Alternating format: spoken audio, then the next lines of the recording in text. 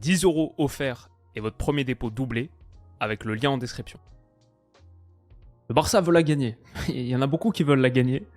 Le Barça peut la gagner aussi. En tout cas, ils sont en très très bonne position pour rallier le dernier carré de Champions pour la première fois depuis 2019.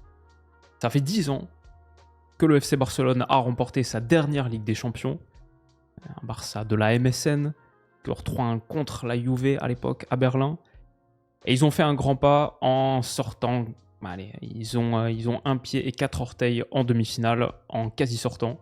Le Borussia Dortmund de Niko Kovac, grand match encore de Lamine Yamal, 4-0 à Montjuïc pour infliger un revers et une vraie déception, je pense, aux supporters de Dortmund qui ont leur billet pour le match retour dans quelques jours. Je pense une défaite 2-1, même 3-1, 2-0, quelque chose qui te permet encore de rêver. Ah, si on marque le premier but, peut-être que... Mais là, bon, 4-0. Est-ce que Dortmund va vraiment gagner de 5 buts d'écart contre peut-être la meilleure équipe d'Europe ? Je pense que la réponse est ici, sans doute pas. Les hommes de flic ont fait un très très grand pas, ils sont très forts. Ils n'ont pas pour autant parfaitement dominé ce match, mais peut-être dans un style fliquin. Encaisser des occasions, concéder des situations, mais simplement en générer tellement plus que l'adversaire que ce sera suffisant. Et oui, on avait un petit peu peur pour Dortmund, on le disait, ce Barça de flic. Ils ralentissent pas, de la première à la 90e minute, ils appliquent la même intensité, ils peuvent mettre une gifle. Dortmund peut prendre une baffe dès le match aller, et c'est ce qui s'est passé, on avait dit 4-1, ça a été encore pire 4-0. Ils ont aligné un 11, celui qui pouvait en gros, avec tous leurs problèmes d'absence, la grosse blessure, tellement dommage de Nico Schlotterbeck, et du coup c'était Waldemar Anton et Emre Can, de la charnière centrale d'une ligne de 4, Ben Sebaini donc défenseur gauche, Adeyemi, Gittens qui était un peu catastrophique, Brandt aussi à l'intérieur, Nmecha, Chukwuemeka, je crois que Pascal Gross était suspendu, ils ont fait entrer Salih Özcan, Serhou Guirassy n'a pas fait un bon match, et en face, c'était le 11 classique, attendu, Fermin Lopez à la place de Dani Olmo, mais depuis un petit moment maintenant, Lewandowski, Yamal, Rafinha, bien sûr, la triplette offensive, et dès le début, le Barça rentre super bien dans ce match.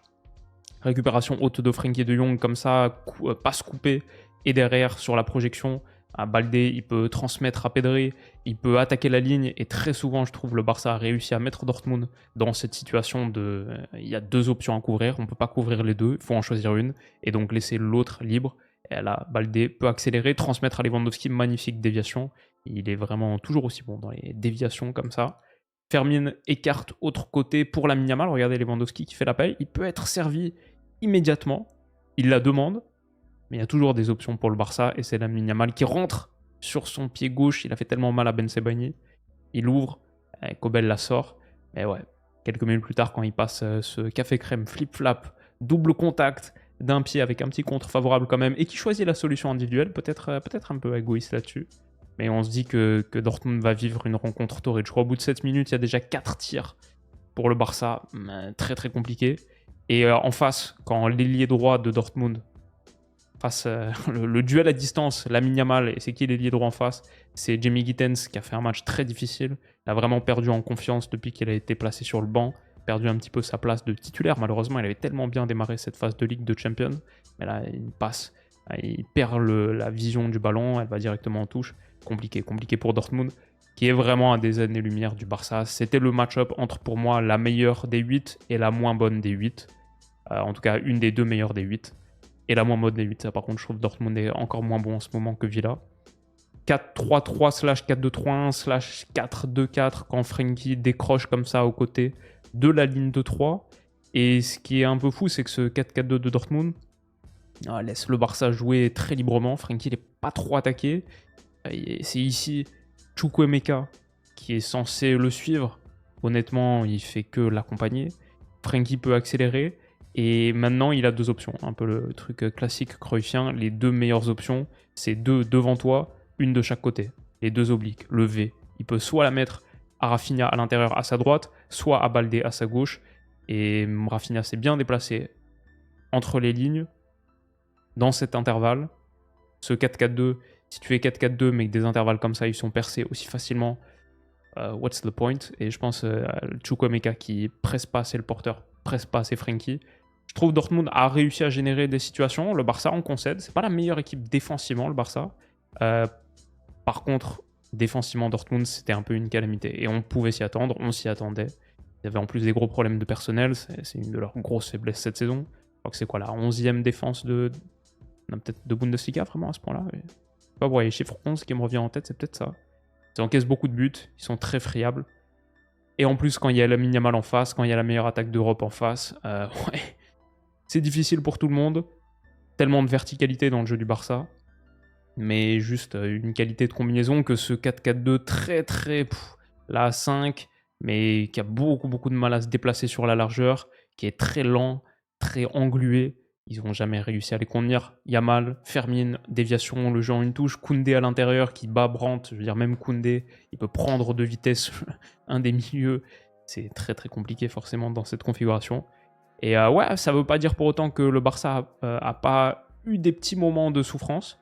Je trouve cette ligne haute, elle est moins menacée dans la profondeur que par contre l'interligne qui peut exister sur des moments de pression comme ça. Je n'ai pas trouvé que le Barça fait un grand match défensif. Par exemple, cette passe là de Can qui casse la première ligne, qui casse cet intervalle, Pedri, Fermin et Guirassy peut dévier. Si c'est une meilleure déviation, si Chukwuemeka a mieux senti le coup, si les deux se comprennent, grosso modo, ça peut être quelque chose d'un petit peu dangereux, initier un mouvement, je veux dire, ça peut être grosso modo un 4 contre 5, ADMI lancé, 1 contre 1 avec Koundé, mais un petit peu comme ce qu'on avait analysé avec Villa dans la preview, le build-up play de Dortmund n'est pas très bon.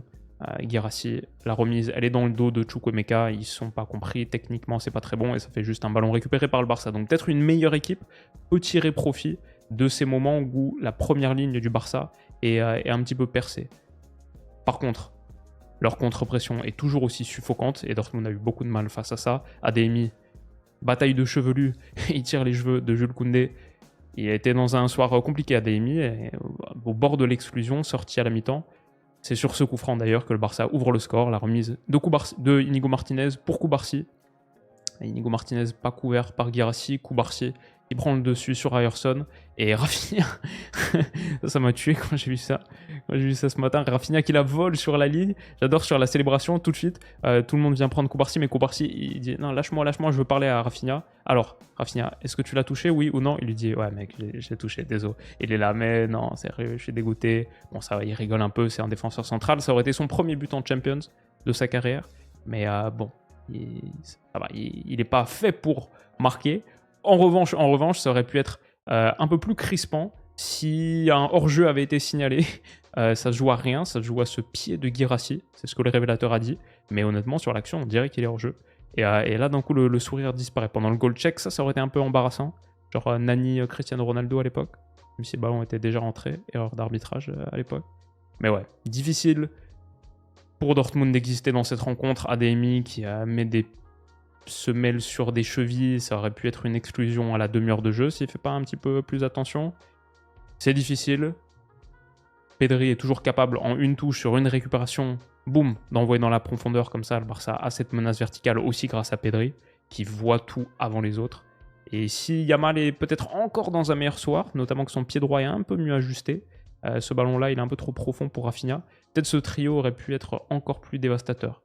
Dans les tribunes on avait Ter Stegen, Dani Olmo, Casado et on voit un petit peu de Bernal ici, le nez de Bernal, mais aussi, est-ce que vous l'avez remarqué, un autre catalan, en tout cas un ex-joueur du Barça, ouais, Silvinho, là, est-ce qu'il est toujours sélectionneur de l'Albanie? En tout cas, il prenait du plaisir devant ce match, et le Barça a continué de dominer, je veux dire, ils auraient pu encaisser des buts dans ce match, ils auraient pu, si Guirassy lui aussi avait le pied un peu mieux ajusté, ça c'est un gros raté quand même.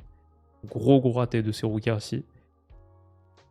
Des occasions en or que le Barça a quand même concédé 2 ou 3 occasions où honnêtement ça peut être un peu mieux. Et pour le coup, comme on a dit, cette ligne parfois percée, cette ligne-là, l'intervalle ici, Pedri Fermin était régulièrement menacé.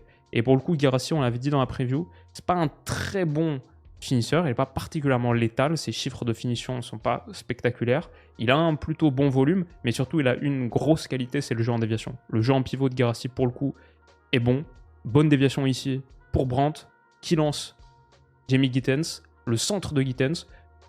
Alors, il trouve les gants de Ter Stegen, et ça a été un des problèmes de Dortmund. Ils n'ont pas réussi soit à ajuster, soit à reprendre leur centre. On en avait parlé dans la preview de Dortmund, cet épisode de Top 8, on disait qu'on s'inquiétait un petit peu pour eux, mais il y avait une très bonne chose, c'était leur qualité sur centre. L'avalanche de centre, la machine à centre, l'équipe qui centre le plus de Bundesliga, quasiment peut-être deuxième équipe avec le plus de centres de Bundesliga, aussi de renversement, grosse utilisation de la largeur. Donc Lille, ils avaient été menaçants sur centre, contre Leipzig menaçants sur centre, et soit les centres ici étaient un peu trop profonds, soit Guirassy n'a pas réussi à les couper. Genre celui-ci d'Ademi est parfait, mis exactement dans la bonne zone là, et il perd un petit peu le contact visuel avec le ballon et il réussit pas à la reprendre. Ouf, très bon centre, dommage, et il réussit pas à le couper. Deuxième grosse occasion loupée par Guirassy qui aurait pu remettre Dortmund dans ce match. Il y a eu des moments comme ça, ouais, effectivement, des passes de progression. Peut-être que pour le coup, Brandt, qui n'a pas fait un très bon match, ça peut l'aider d'avoir un joueur avec, sur le papier en tout cas, une bonne qualité de passe un petit peu plus bas. En tout cas, ça a permis de trouver quelques décalages intéressants. Adeyemi, ce centre pour le coup est coupé, ça revient dans les pieds de Chukwuemeka. Occasion. Le Barça a concédé des situations. Sur centre, Dortmund aurait pu être encore plus dangereux. Ils avaient eu le pied un petit peu mieux vissé. Pedri, ballon récupéré ici, derrière, le Barça a réussi à se projeter. Et ouais, c'est une perte de Guirassy et de Brandt, les deux qui ont mal réussi à combiner là. Ce que j'adore derrière, la projection, le Barça utilise bien toute la largeur du terrain, notamment parce que Koundé est en train de faire une saison magnifique. Ce qu'il apporte sur son flanc, la complémentarité avec Lamine Yamal, je crois que c'est le deuxième joueur de champ le plus utilisé d'Europe derrière Fede Valverde, Koundé. Et ouais, ce qu'il fait. Ici, l'appel profond pour aspirer son défenseur et ouvrir plus d'espace. Regardez tout l'espace qui est ouvert pour Yamal, pour mettre le petit ballon par-dessus. En plus, il a une telle qualité de centre. Ça peut être le ballon déposé ici, la classique, mais ça peut être aussi le second poteau pour Rafinha, tête vers le Robert Lewandowski. Magnifique passe décisive. Le Barça a pris le large dans ce match. 2-0, la tête de Niko Kovac dit beaucoup de choses. Ils ont effectivement cette liaison Yamal-Koundé qui est un de leurs axes forts, vraiment. Ça marche très bien, le centre de Koundé est repoussé, mais qui est-ce qui surgit devant tout le monde? Pedri. Il est toujours là en embuscade. Il flaire les bons ballons et la frappe de Fermin Lopez échoue à rien du montant de Gregor Kobel. Le Barça a la qualité sur pression, contre pression, les ballons gagnés dans le dernier tiers. Ils ont la verticalité aussi quand Fermin accélère et est servi ensuite avec un relais long par Yamal qui envoie 7 passes magnifiques dans un tout petit intervalle. Yamal le couturier, l'enfant béni couturier qui envoie une passe filée splendide. C'est 3-0, Robert Lewandowski servi par Fermin, magnifique. Et c'est le 105e but en Champions de la carrière de Lewandowski. À 24 unités de Lionel Messi. Ça sera dur à rattraper, mais solidement sur le podium. 15 de plus que Karim Benzema. Mans Magin, plus tard, c'est Aston Villa. Qu'est-ce qu'on a d'autre? Des moments où Guirassy peut faire mieux. Ici, il est servi. C'est vrai qu'il y a des espaces laissés ouverts par le Barça. Et dommage pour Guirassy que sa remise est un petit peu trop longue. Pour le coup, a un peu trop de temps peut-être. Et il la met pas dans le bon intervalle. Koundé réussit à revenir sur son vis-à-vis. Et après, Brandt, erreur calamiteuse pour le 4-0. La passe en retrait qui est coupée par Lewandowski. Derrière la projection, Rafinha est un super joueur de transition et de projection parce qu'il peut finir. Il a cette qualité d'appel dans la profondeur, mais aussi parce que ses passes en première intention comme ça sont très très souvent bien ajustées. Ça, c'est une action classique Barça, je trouve. La passe de Rafinha comme ça sur son bon pied, pour ça qu'il est plus un attaquant gauche. Sur ce bon pied, on parle beaucoup de ses buts, mais toutes les passes décisives qu'il a données Rafinha cette saison. Ce sera la deuxième du match pour Lamine Yamal qui finit avec un pointu. Magnifique geste. Magnifique pointu, mais magnifique passe aussi. Le Barça de l'horloger. Le Barça de Ronald Araujo qui est rentré à la fin, qui a fait un double bloc dans la surface de réparation. Ils ont concédé des situations, oui c'est vrai. Même un but hors jeu marqué par Max Bayer, mais pour le coup, l'ajustement de cette ligne, hop, comme il recule comme ça c'est de l'art, c'est de la poésie. Dortmund n'a pas pu faire grand chose. Et le Barça, oui, sera au rendez-vous des demi-finales de Ligue des Champions. Ils affronteront soit l'Inter, soit le Bayern. Quoi qu'il en soit, méga match. Méga match. Et le top 4 de Ligue des Champions, la tournure que c'est en train de prendre, un régal. Un super tableau final. Mais on verra, ça c'est pour la semaine prochaine. Et ce soir, on a un grand événement aussi qu'on couvrira sur la chaîne. Prenez soin de vous les potes et à dans quelques heures. Bisous.